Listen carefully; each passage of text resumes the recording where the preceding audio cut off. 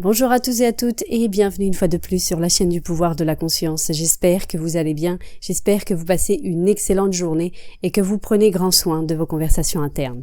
Aujourd'hui, la lecture d'une conférence de Neville Goddard qui m'a été suggérée par un des auditeurs, donc on le remercie.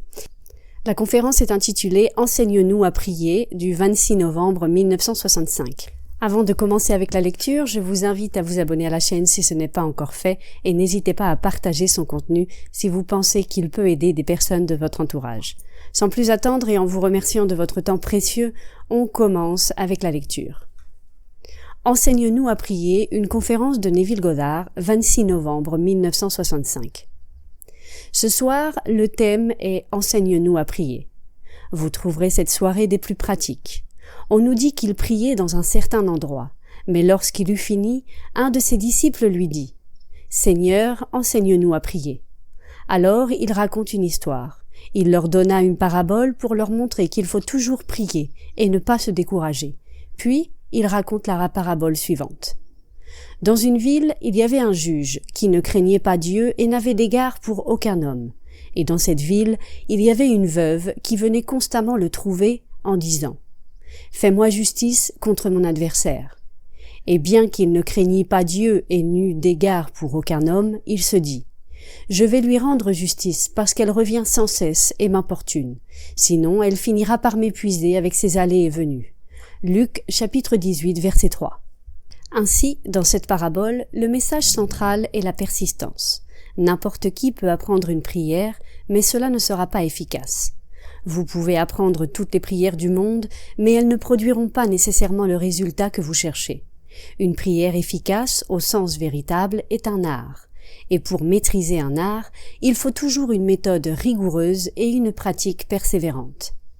Ce soir, je vais vous montrer l'exemple d'une femme, elle n'est pas présente, mais elle m'a raconté une série d'histoires basées sur sa technique. Laissez-moi vous parler un peu de cette femme.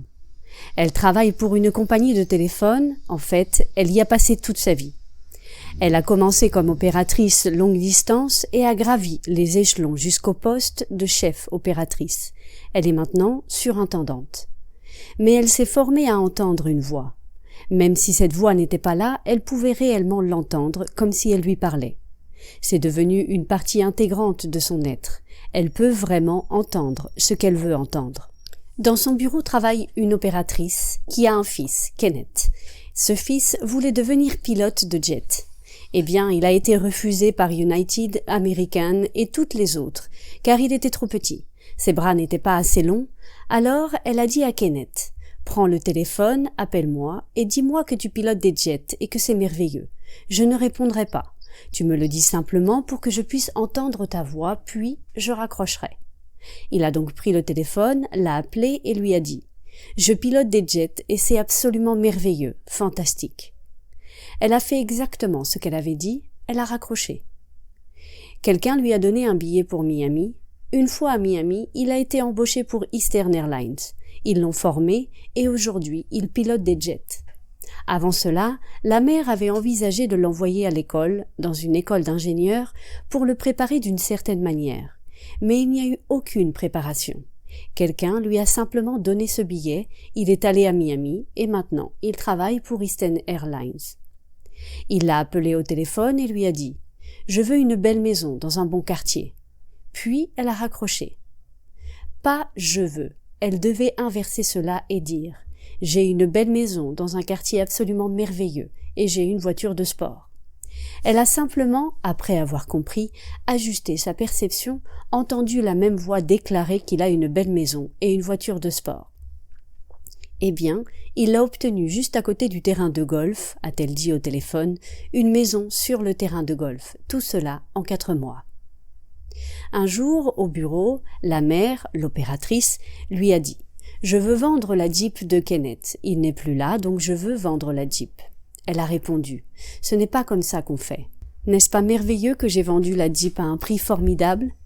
2 semaines plus tard, au bureau, alors que je passais devant elle, elle m'a dit « N'est-ce pas merveilleux que j'ai vendu la Jeep à un prix formidable ?» Je me suis dit « Veut-elle que je l'entende encore ? Je l'ai déjà entendue. » Mais pendant la pause café, alors qu'elle sortait, je lui ai demandé « As-tu vraiment vendu la Jeep ?» Elle a répondu « Oui, je l'ai vendu. Je l'ai vendu au même prix que je l'ai payé il y a des années. Il l'a utilisé pendant des années et nous avons obtenu le même prix que ce que j'avais payé il y a des années. Donc, j'appelle ça un bon prix. » Quant à celle-ci, vous pouvez juger si vous voulez. Si j'étais cette dame, je dirais à cette autre « Ne tente pas Dieu ». Car il y a des gens dans ce monde qui essaieront de vous faire sentir que vous êtes responsable d'eux pour toujours et à jamais. Cette dame lui a dit « Je n'ai pas d'argent et juste une vieille voiture. J'aimerais une nouvelle voiture. » Alors j'ai dit « Je vais juste changer toute cette image et tu me diras que tu as une nouvelle voiture. » 5 jours plus tard, elle avait une nouvelle Impala. Mais elle a dit à mon amie que cela serait arrivé de toute façon. Tu ne l'as pas fait. Même si elle avait demandé à mon amie de le visualiser. Mais tu ne l'as pas fait. Puis elle lui a dit « Maintenant je vais te tester. Tu vois ce billet? C'est un billet de loterie irlandaise. C'est un billet gagnant. Ce billet a gagné. » Eh bien, lorsque les billets ont été tirés, il a gagné 280 $. Cette dame est entrée dans une colère noire parce qu'elle n'avait pas gagné les 150 000 $ et a passé un savon à mon ami. Mon ami avait noté toute l'histoire et souligné le mot « ce ». Ce billet a gagné. Eh bien, il a gagné. Ce billet a gagné 280 $. Elle n'avait pratiquement rien payé pour ce billet, mais elle était agacée contre mon amie parce qu'elle n'avait pas poussé le gain à 150 000 $. Elle m'a raconté 11 de ces mêmes histoires, toutes absolument merveilleuses. Une dame lui a dit, et je connais bien cette dame et son mari, elle lui a dit « Dis-moi, qu'est-ce que tu veux, Mildred? Dis-le-moi comme si tu l'avais. Ne me dis pas ce que tu veux, mais dis-moi vraiment ce que tu veux. Mais exprime-le de façon à me faire comprendre que tu l'as déjà, que ton souhait est exaucé. » Elle appelle mon amie Holly et dit « Holly, je suis allée à Las Vegas et j'ai épousé l'homme le plus merveilleux. » C'était le 10 octobre, le 15 novembre, elle est allée à Las Vegas et elle a épousé à ses yeux l'homme le plus merveilleux. Voilà une histoire, tout cela grâce à son écoute. Un autre exemple. J'ai donné la mariée en juin dernier. Elle m'a appelé et m'a demandé de jouer le rôle de son père. Alors j'ai dit d'accord. Quand? Le 9 juin. Alors je suis allée à l'église, j'ai conduit ma fille, entre guillemets, à l'hôtel et je l'ai donnée. Puis, la veille, une amie m'a appelé, elle venait d'assister à la cérémonie et je lui ai demandé « Que veux-tu » Elle a dit « Eh bien, je voudrais me marier avec un homme très très riche. » Maintenant, c'est le 8 juin. Holly lui a dit « Entre dans mon église et fais aujourd'hui ce que tu vas faire demain. Tu vas descendre l'allée au bras de Neville et il va te donner. Mais Neville n'est pas là. Prends ta main imaginaire et ressens la texture de la robe que tu porteras. Qu'elle soit en dentelle ou en satin ou tout autre tissu de ton choix. Marche simplement dans l'allée. Je n'ai pas eu de nouvelles d'elle jusqu'au 15 de ce mois et elle écrit « Holly, je suis fiancée à un millionnaire et je veux me marier dans ton église, la même église dans laquelle, dans mon imagination, j'ai descendu l'allée en ressentant la robe que je porterai. » Ce que je veux souligner aujourd'hui, c'est la capacité d'Holly à entendre. Blake a fait cette déclaration. L'homme n'a pas de corps distinct de son âme. Ce que l'on appelle corps est une portion de l'âme perçue par les 5 sens, les principales ouvertures de l'âme à cette époque. Eh bien, il y en a 5. Elle cultive simplement l'ouïe. Vous pouvez lui parler maintenant, puis quitter la pièce. Elle enregistre le son de votre voix, elle peut appliquer à ce son la phrase qu'elle veut entendre, et en l'entendant, elle la laisse tomber. Blake a déclaré « Oh, qu'ai-je dit? Qu'ai-je fait? Ô mot humain tout-puissant !» Alors elle prend simplement la demande d'une personne, mais elle la retourne. Ce n'est plus une demande. Vous faites simplement une confession de ce que vous vouliez, et vous l'avez. Elle ne fait rien pour que cela se réalise. Elle laisse simplement les choses se faire. Voici un autre exemple avec son mari. Elle est ministre et il lui a dit « Oh, ce serait merveilleux si l'église était repeinte et avait de nouveaux lustres. » Maintenant, il n'a pas sa formation. C'est un homme adorable, merveilleux, mais un peu émotif. Il ne peut pas vraiment contrôler son imagination. Mais Holly peut la contrôler.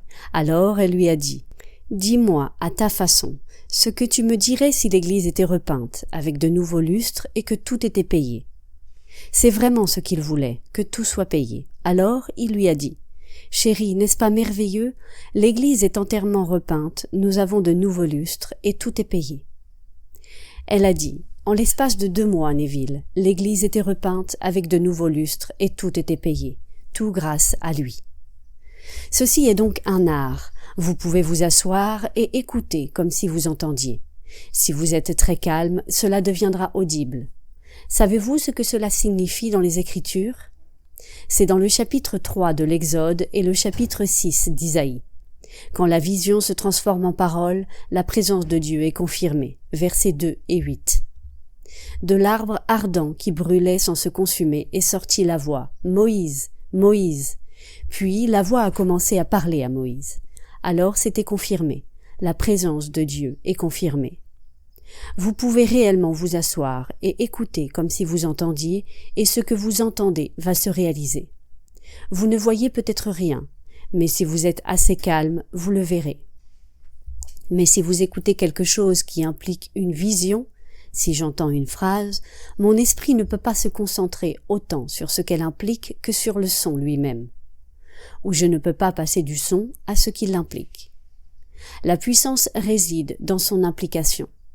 Ce qu'elle implique, vous le voyez réellement, même si cela peut ne pas être objectif pour votre vision.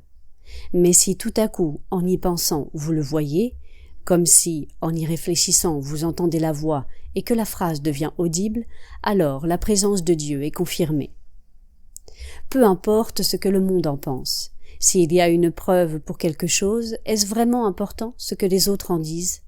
Si je peux me tenir ici, maintenant, et écouter comme si j'entendais, et que ce que j'entends n'a aucun effet externe pour le soutenir, aucun, eh bien si demain, ou après-demain, ou dans un avenir immédiat, cela devient un fait objectif, est-ce que cela m'importe, tout ce que le vaste monde dira? S'ils disent « Eh bien vous êtes fous », très bien, louez la folie de cette nature. Mais si quelqu'un vous fait ce que cette dame a essayé de faire à mon amie Holly, après qu'elle ait obtenu son billet de loterie, ignorez-les à partir de ce moment-là.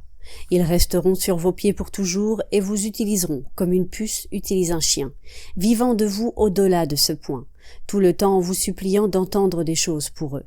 Et ils n'exerceront jamais eux-mêmes le talent que Dieu leur a donné. À qui s'est-elle tournée lorsqu'elle a prié? Les gens disent « Je prierai Jésus ». Eh bien, où est-il? On nous dit « Invoquez le nom du Seigneur Jésus ». Comment pouvez-vous invoquer le nom du Seigneur Jésus? Vous le faites en confessant sa seigneurie, mais vous ne priez pas vers lui. Eh bien, qui est-ce que je confesse? Dans le cas de cette femme, n'était-ce pas son imagination? N'était-ce pas cela, Jésus? Si on nous dit « Par lui, toutes les choses ont été faites, et sans lui, rien n'a été fait de ce qui a été fait. » Jean, chapitre 1, verset 3. Eh bien, elle a fait naître une église repeinte, de nouveaux lustres, et l'argent pour payer tout cela. Alors qui l'a fait? Elle n'a pas prié Jésus. Elle a écouté comme si elle entendait son mari dire « Holly, n'est-ce pas merveilleux? L'église est repeinte, nous avons de nouveaux lustres, et tout est payé. » Eh bien, si cette chose est devenue un fait, comme cela s'est produit en 2 mois, et que le garçon, trop jeune et les bras trop petits pour être employé par United ou American, travaille maintenant pour Eastern à leurs frais, ils l'ont formé. Puis, elle vend la Jeep au prix qu'elle l'avait payé, bien qu'elle ne l'ait pas utilisée pendant des années.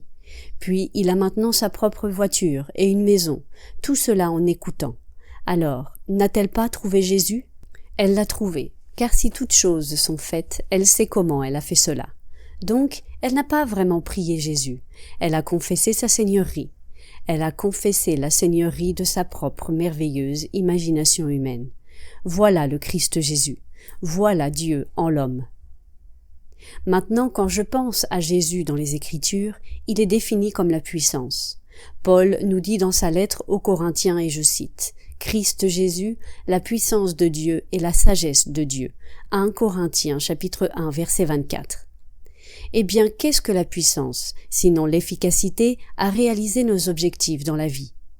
Si cette puissance est la puissance créatrice appelée Christ Jésus, et que je sais ce que j'ai fait, je me suis simplement assis et j'ai écouté jusqu'à entendre, et que j'ai entendu ce que je voulais entendre, eh bien, N'est-ce pas Dieu en moi qui était actif?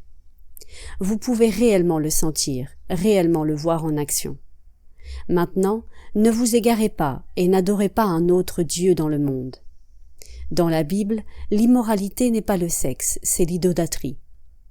Se tourner vers un autre Dieu dans ce monde, autre que le seul Dieu qui est votre propre merveilleuse imagination humaine, c'est de l'idolâtrie. Ainsi, dans cet art d'apprendre à prier, « Seigneur, enseigne-nous à prier », il ne leur a donné aucune formule que « Notre Père ». Ce n'est pas quelque chose que l'on répète machinalement avec des mots, c'est quelque chose que l'on contemple, c'est « Notre Père ». C'est un fait établi que nous avons tous un Père, notre Père. Si je dis que la paternité de Dieu est universelle, alors j'établis également le fait que la fraternité des hommes l'est tout autant. On ne peut pas avoir un seul Père pour tous sans avoir tous des frères. Donc ce n'est pas quelque chose que l'on prononce simplement avec des mots. Cette prière consiste simplement à s'asseoir et à en extraire le sens. Ça, c'est contempler. Mais dans ce cadre, vous pouvez utiliser le sens du toucher, du goût, de l'odorat ou de la vue. Dans son cas, parce qu'elle est formée comme opératrice, elle utilise le sens de l'ouïe. Et donc, si elle était ici ce soir, je demanderais à quiconque de se tourner vers elle. Elle le ferait rapidement et facilement. Cela ne lui coûte rien, elle ne fait pas payer, et c'est une femme simple, parfaitement merveilleuse, qui sait se connecter et entendre ce qu'elle veut entendre. Comme elle me l'a dit dans une lettre, « Pourquoi, Neville, c'est la chose la plus facile du monde, si l'on écoute jusqu'à ce que l'on entende. » Et si vous croyez vraiment que vous allez l'entendre, vous l'entendrez. Cela viendra comme un son audible et sera exactement ce que vous avez prédéterminé, et pas seulement un son, mais le son de celui ou celle qui vous l'a demandé. Ce sera unique. Après l'avoir entendu, qui pourrait vous perturber? Ainsi, lorsqu'on lui a demandé « Enseigne-moi à prier », il raconte alors une parabole qui montre la persistance. Alors vous vous asseyez, vous êtes interrompu, d'accord, reprenez. Vous êtes encore interrompu, reprenez.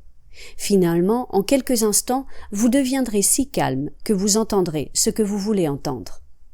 Eh bien, si vous êtes interrompu encore et encore, ne renoncez pas. Vous ne devez pas abandonner. Vous écoutez simplement jusqu'à entendre réellement ce que vous voulez entendre.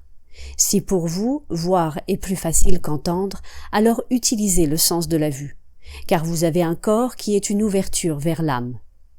Nous n'avons pas de corps distinct de l'âme, ce que nous appelons le corps est une portion de l'âme discernée par les 5 sens, les principales ouvertures de l'âme à cette époque. C'est donc presque comme une chose que vous exudez. Cette chose appelée corps, nous pensons que nous sommes que cela. Non, ce n'est qu'une portion de l'âme, vous êtes l'âme. Alors ici, après que vous soyez partis ce soir et rentrés chez vous, asseyez-vous et essayez cela. Cela ne vous coûte rien. Et sans le consentement de personne. Si vous connaissez la voix d'une personne, écoutez-la. Essayez ce que cette dame a fait. Si vous ne pouvez pas bien vous rappeler de cette voix, appelez cette personne et demandez-lui de vous dire ce qu'elle aimerait avoir dans ce monde comme si elle l'avait déjà. Faites-la formuler cela de manière à ce qu'elle vous dise qu'elle l'a déjà, puis raccrochez. Vous entendez la voix, puis vous vous asseyez et écoutez la même chose et vous l'affirmez. Elle l'a dit. Et maintenant vous l'entendez à l'intérieur. Lorsque vous l'entendez à l'intérieur, la chose est faite. Et vous n'avez pas besoin de faire d'efforts pour que cela se réalise.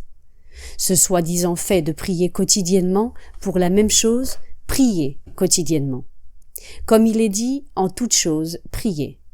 Il leur a raconté une parabole pour qu'ils prient toujours et ne se lassent jamais de prier. Mais prier, c'est de cette manière simple. Et c'est tellement simple. Ce n'est pas monter les escaliers à genoux ou s'agenouiller et se signer devant une croix ou réciter des prières écrites pour vous. Que feriez-vous? Vous allez à l'église et le pasteur dira « Je vais vous guider dans une prière ». Eh bien, chaque mot perturbe ce que vous voulez entendre. Vous entrez dans le silence. Vous entendez ce que vous voulez entendre. Comment pourriez-vous entendre quelque chose si un pasteur vous guide et que 1000 personnes à l'extérieur ont 1000 désirs différents dans ce monde, chacun ayant quelque chose de différent, et qu'ils mènent une prière écrite? Ça, ce n'est pas prier. Ainsi, quand vous priez, il est dit Entrez en vous-même et fermez la porte, et votre Père qui voit dans le secret vous récompensera ouvertement. Matthieu chapitre 6 verset 6.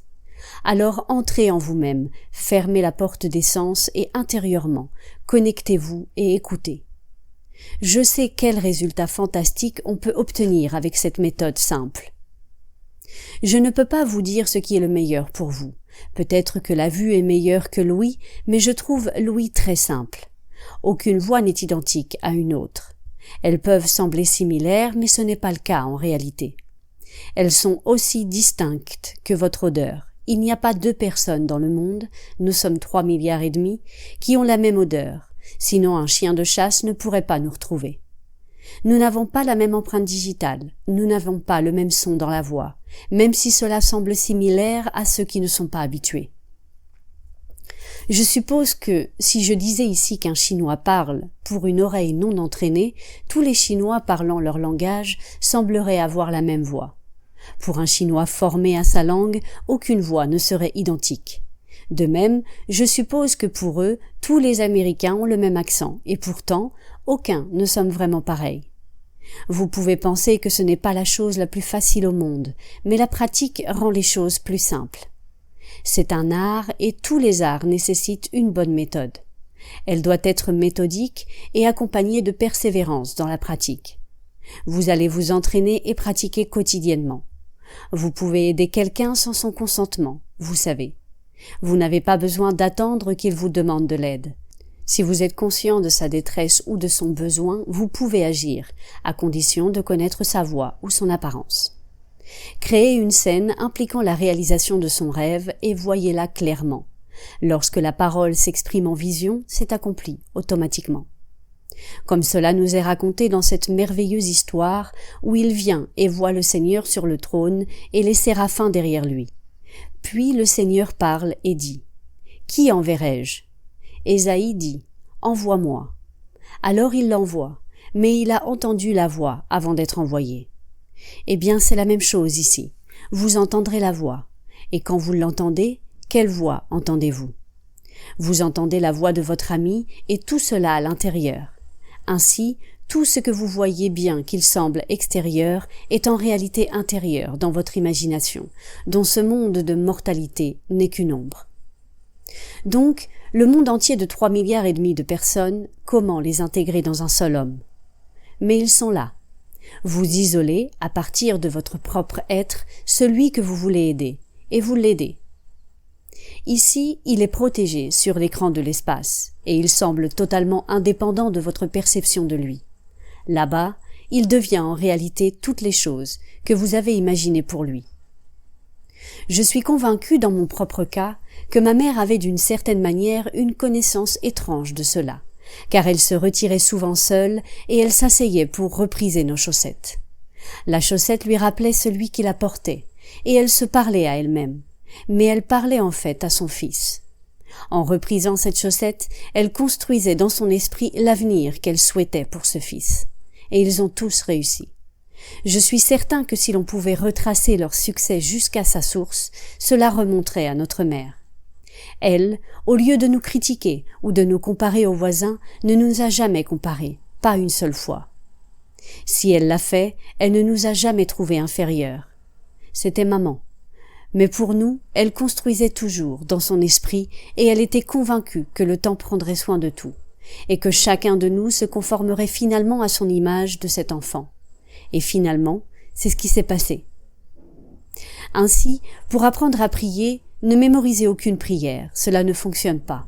Utilisez votre merveilleuse âme dont ceci, les 5 sens, n'est qu'une partie. Les 5 sens sont les principales entrées de cette ère. Eh bien, réfléchissez en termes de sens.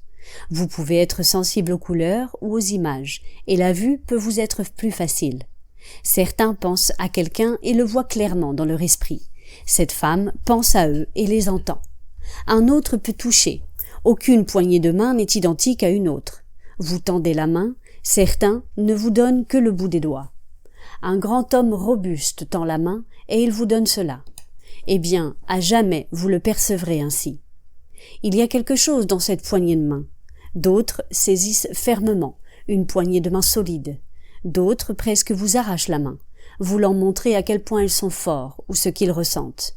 Voilà un autre type de poignée de main.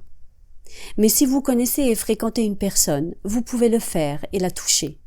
Cela se trouve encore dans la Genèse, chapitre 27. Et ainsi, il s'est approché et a reçu la bénédiction par le toucher.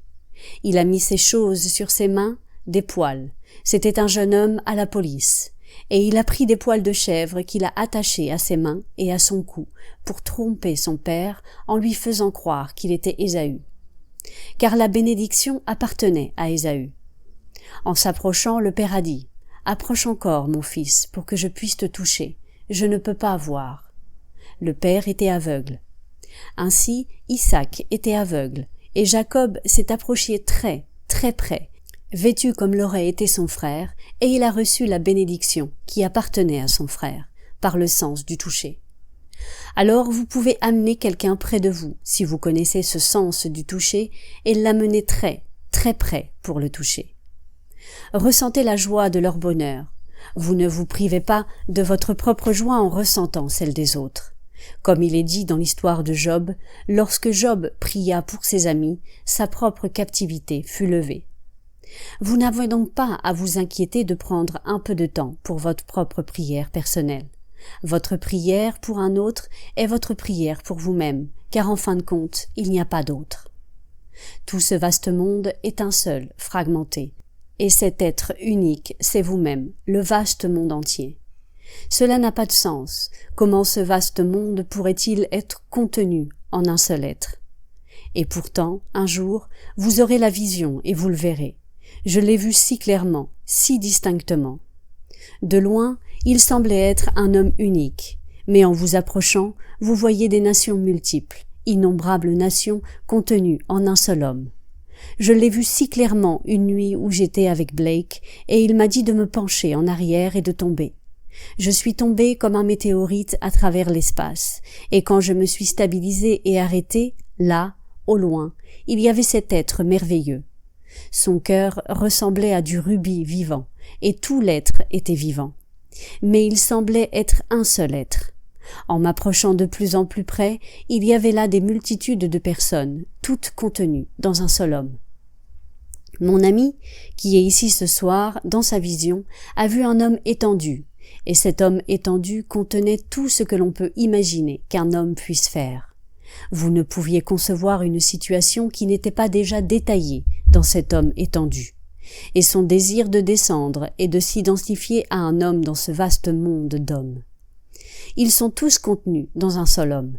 Il est descendu, s'est identifié et a joué son rôle ici, dans ce monde fragmenté. Alors ce soir, si vous le prenez au sérieux, votre fortune est entre vos mains. Si vous le prenez au sérieux. Vous pourriez sortir d'ici en disant « C'est stupide, cela n'a pas de sens, ce n'est pas de la religion, ce n'est pas spirituel. » Eh bien, c'est votre choix. Je ne peux pas vous l'imposer, je ne peux que vous l'offrir. Je vous fais connaître la loi de Dieu et je vous laisse à votre choix et aux risques qui l'accompagnent. Seulement, en réunissant, ne laissez pas quelqu'un s'appuyer sur votre dos et simplement faire de vous le bouc émissaire des personnes que s'ils n'obtiennent pas ce qu'ils veulent, diront que c'est vous qui avez échoué. Vous pouvez leur expliquer le principe et les laisser entièrement à eux-mêmes, pour qu'à leur tour, ils commencent à exercer le talent qui est en eux. Vous connaissez l'histoire des talents. Il est revenu et a convoqué celui qui en avait 5. Celui qui en avait 5 les avait multipliés grâce à leur utilisation. Et il l'a félicité en disant « Garde les 10 ». Celui qui en avait 2, il les avait également doublés grâce à leur utilisation, et il fut grandement félicité et autorisé à les garder. Mais celui à qui on avait donné un talent avait peur de le mettre à l'épreuve et l'avait enterré. Quand il a entendu qu'il avait enterré son talent, il fut condamné et rejeté. Et le talent qu'il avait reçu fut pris de lui et donné à celui qui en avait le plus. Ainsi, tout dépend de nous, que nous utilisions le talent ou pas. Je ne suis donc pas en train d'enseigner une quelconque loi morale ici. Je pense que chacun d'entre vous devrait avoir acquis un certain code éthique bien avant de venir ici. Vous auriez dû l'acquérir sur les genoux de votre mère. Je ne suis donc pas là pour vous familiariser avec un quelconque code moral. Je vous laisse le choix. Vous pouvez simplement savoir ce que vous voulez dans ce monde pour votre ami, puis vous y attaquer de cette manière. Voici une histoire, dit-elle.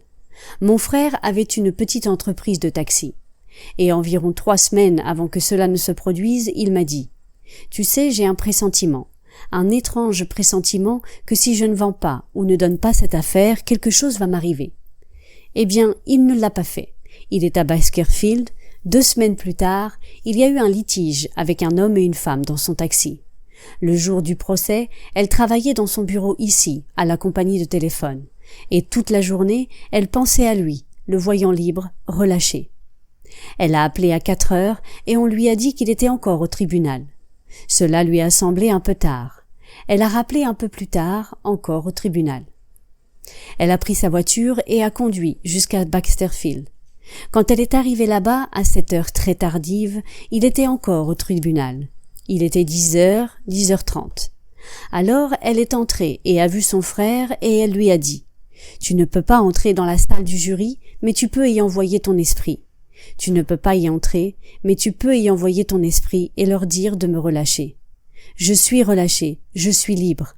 Assieds-toi ici et entre dans cette salle du jury avec ton esprit et dis-leur que je suis libre, je suis relâché. » Puis elle a dit « Dans mon sac, j'avais une énorme enveloppe blanche, alors je l'ai sortie avec un crayon et j'ai dit « Assieds-toi ici maintenant et écris autant de fois que tu peux, je suis libre, je suis relâché. Continue d'écrire, continue d'écrire. » À 00:05, ils ont rendu leur verdict. Il a été relâché, il a été libéré. Maintenant, elle ne m'a pas donné la nature du procès, pourquoi il était jugé, pourquoi une action avait été intentée contre lui. Elle m'a juste donné les faits. Qu'il avait ce pressentiment qu'il lui arriverait quelque chose s'il ne vendait pas sa petite entreprise de taxi. Il ne l'a pas vendue, et 2 semaines plus tard, il était en procès avec cet homme et cette femme. Pendant que le jury était en délibération, elle a conduit jusqu'à Bakersfield et a raconté cette histoire. Tu ne peux pas y aller physiquement, mais tu peux y aller avec ton esprit, entrer et proclamer « Je suis libre, je suis relâché ». Puis, elle lui a dit de s'asseoir et d'écrire cela encore et encore, jusqu'à remplir l'enveloppe de cette affirmation « Je suis libre, je suis relâché ». À 00:05, le jury est sorti et il a été libéré. Ces histoires sont toutes vraies. Je connais bien cette dame. Cette dame connaît assez cette chose pour savoir comment la faire. Bien que l'homme soit un individu absolument merveilleux, il n'avait aucune chance parce qu'il ne sait pas comment utiliser la loi. Elle, oui. Maintenant, entrons dans le silence. Je vous fais maintenant la lecture des questions de l'audience avec les réponses de Neville Goddard.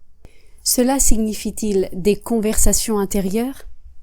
Conversation intérieure, vision intérieure, sensation intérieure, constamment, tout le temps. Vous le faites déjà, mais inconsciemment. Un homme marche dans la rue, il n'est pas seul. Il imagine toujours quelque chose et médite sur quelque chose. La plupart du temps, il médite sur des choses qu'il n'aime pas et essaie de les résoudre de cette manière, par des arguments ou des débats mentaux. Si tout le monde exprimait réellement ce qu'il imagine, vous comprendriez que le monde entier est fou. Mais nous sommes un peu limités par la société. Nous ne voulons pas paraître fous aux yeux des autres, alors nous contenons ce que nous exprimerions normalement. Parfois, un homme passe et ne s'en soucie pas. Il parle tout seul, dans l'atmosphère. Mais tout le monde se parle. Ils sont juste plus retenus, mais ils se parlent. Regardez le journal du matin. S'il y a une bonne nouvelle, il l'enterre à la toute dernière page. J'ai regardé la télé avant de sortir. Tout le monde répétait les mêmes choses. Des braquages et des meurtres, cela semble captiver les gens. C'est ce qui sort immédiatement. Mais on ne peut pas arrêter cela. Vous êtes un être qui parle. Vous vous parlez tout le temps. La clé, c'est de le contrôler. Si vous pouvez le contrôler, ne laissez entrer que des choses positives, comme Holly quand elle travaille pour quelqu'un d'autre. Vous le formulez? Très bien, formulez-le, mais maintenant retournez-le. Réorganisez les meubles de l'esprit. Les meubles étaient placés de cette façon, mais je veux telle ou telle chose. Réorganisez les meubles, et j'ai telle ou telle chose. Les mêmes meubles, les mêmes mots, réorganisés. Elle a dit « Je veux me marier à Las Vegas ». Très bien, retournez cela. Je suis allée à Las Vegas et j'ai épousé l'homme le plus merveilleux. Les mêmes mots réorganisés signifiant quelque chose de complètement différent. Autre question. Peut-on s'écouter soi-même, dire ce que l'on veut vraiment pour soi aussi efficacement que si l'on écoutait quelqu'un d'autre? Oui, certainement. Vous pouvez, sans aucun doute. Et il faut être extrêmement discret dans ce monde. Vous ne rentrez pas dans un restaurant et dites « apportez-moi un dîner » ou « apportez-moi un menu ». Vous parcourez toute la liste et vous pouvez finir par choisir un hamburger. Mais vous voulez tout ce qu'ils ont à offrir et ensuite vous parcourez toute la liste pour choisir ce que vous voulez. Vous ne rentrez pas et dites « donnez-moi une cravate, laissez-moi voir ce que vous avez ». Et vous choisissez une cravate parmi peut-être une centaine de cravates.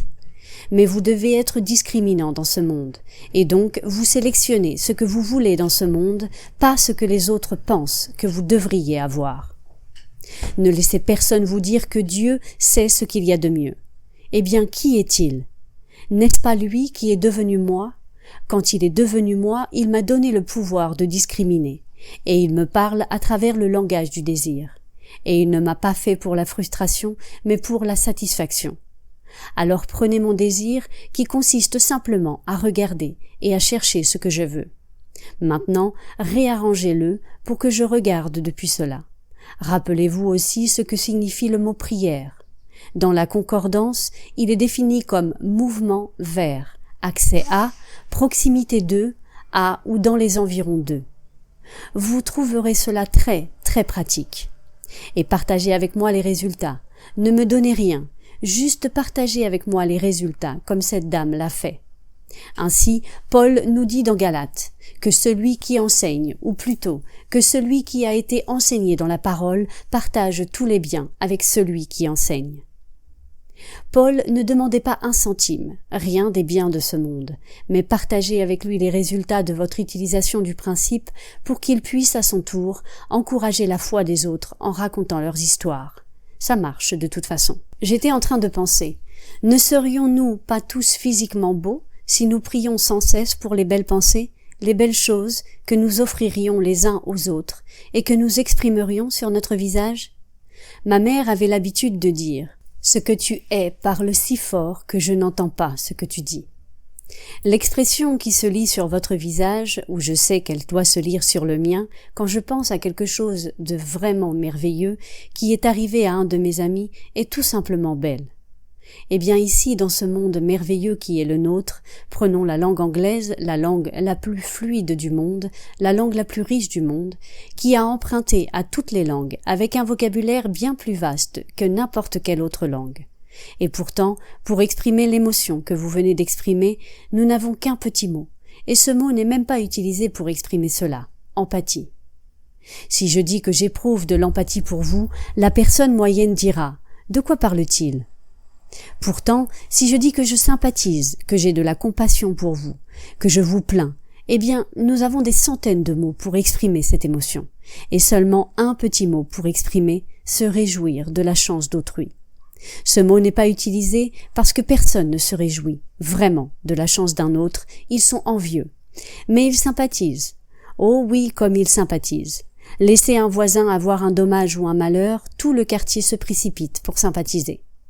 Qu'on fasse savoir que leur voisin vient de recevoir une fortune, pourquoi devrait-elle l'avoir? Je sais ce qu'elle a fait dans le passé, je sais ce qu'elle a fait, je sais ce qu'elle est capable de faire.